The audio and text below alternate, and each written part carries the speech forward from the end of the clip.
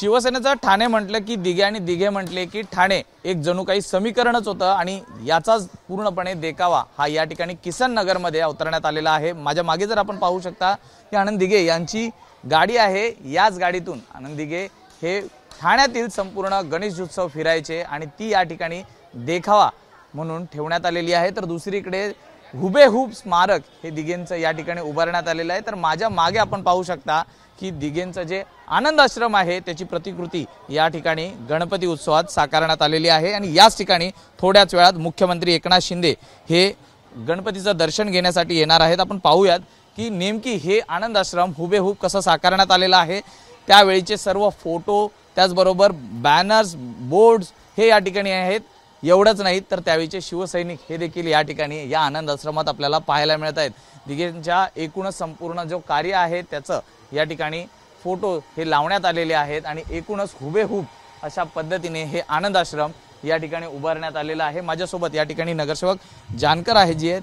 जानकरजी काय सांगाल, ही संकल्पना नेमकी कशी सुचली आणि पुन्हा एकदा आनंद आश्रम या ठिकाणी आपण साकारलेला आहे? सगळ्यात प्रथम आम्ही भाग्यवान समजतो की धर्मवीर आनंद दिघे साहेबांचं आणि धर्मवीर आनंद दिघे साहेब बोललं तर टेंबी नाका आणि टेंबी नाका बोललं तर आनंद आश्रम। आपण बघितलं की जगभरात दिघे साहेब आता आमचे परिचित झालेत आणि एकनाथ शिंदे साहेब त्यांचा वारस हे त्यांच्या वशावर सगळं चाललेलं आहे। आणि शिंदे साहेबांची सुरुवात या किसन नगरमधून झाली। ज्या भागात आहेत तिथून ते शाखा प्रमुख नगरसेवक आणि मुख्यमंत्री झाले।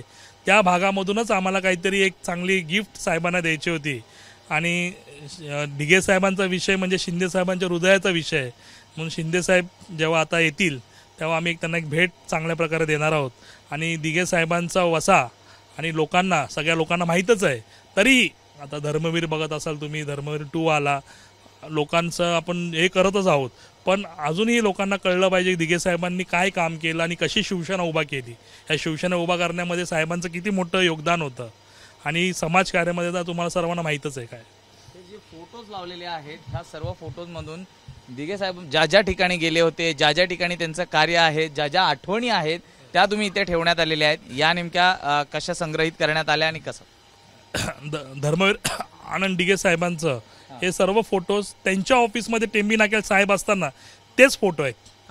हे आम्ही संक्रम केलेलं नाही। हे साहेबांनी जेव्हा आनंद आश्रम होतं आणि आताही तुम्ही बघितलं यातले 80% फोटो 90% फोटो आहेतच आणि हे सगळे फोटो दिघे साहेब असताना आनंद आश्रमला जे लागले होते तेच फोटो आहेत। विशेष म्हणजे बाहेर दिघे साहेबांची गाडी देखील आहे। त्याच गाडीतून या संपूर्ण गणपती उत्सवात ते अनेक मंडळांना भेट द्यायचे। काय सांगाल, काय आठवणी उभ्या आहेत? आठवणी म्हणजे सुख बोलायचं का दुःखाची आठवण आहे। दिघे साहेबांचा ॲक्सिडेंट झाला ते 2 दिवस अगोदर आमच्या किसन नगरला साहेबांनी भेट दिली होती याच गाडीमधून। म्हणजे हाच प्रसंग, हीच वेळ, गणपतीचा काळ होता। खरंच म्हणजे पूर्ण ठाण्यावर पूर्ण महाराष्ट्रावर दुःखाचा डोंगर कोसळला होता। पण एक त्याची उभारी दिघे साहेबांचा शिष्य एकनाथ शिंदे साहेबांनी ती आज आमची उणीव थोडीशी कमी केलेली आहे आणि शिंदे साहेब त्या मार्गावर चालत आहेत। खूप चांगलं वाटतं। तर नक्कीच आपण पाहू शकतो की आपण संपूर्ण आनंद आश्रम या ठिकाणी जो देखावा उभा केलेला आहे तो फिरूया। या ठिकाणी जर आपण आतमध्ये आलात तर आनंद आश्रमांमधील जे संपूर्ण साहित्य आहे ते या ठिकाणी ठेवण्यात आलेले आहेत। दिघे साहेबांची खुर्ची त्याचबरोबर अनेक साहित्य ही या ठिकाणी आहेत। दिघे साहेबांना मिळालेले जे भेटवस्तू आहेत ते देखील आहेत।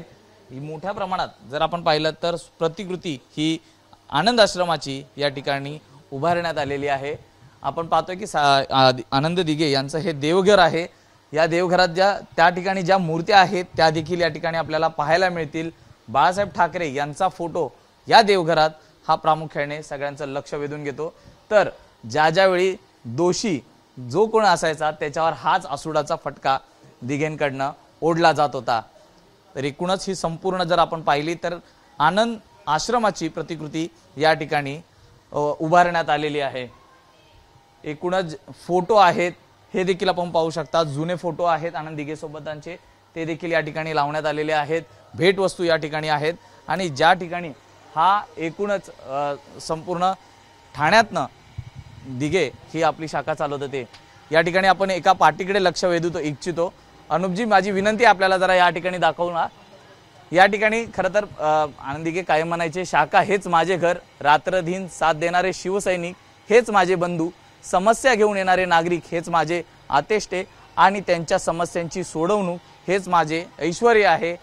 यातूनच आपल्याला लक्षात येईल की का आनंद आश्रमाला ठाण्यात इतकं महत्त्व आहे आणि याची प्रतिकृती आज या ठिकाणी किसन नगरमध्ये उभी राहिलेली आहे। व्हिडिओ जर्नलिस्ट अनुप रस्तोगीसह मी सूरज सावंत, एबीपी माझा, ठाणे। एबीपी माझा, उघडा डोळे बघा नीट।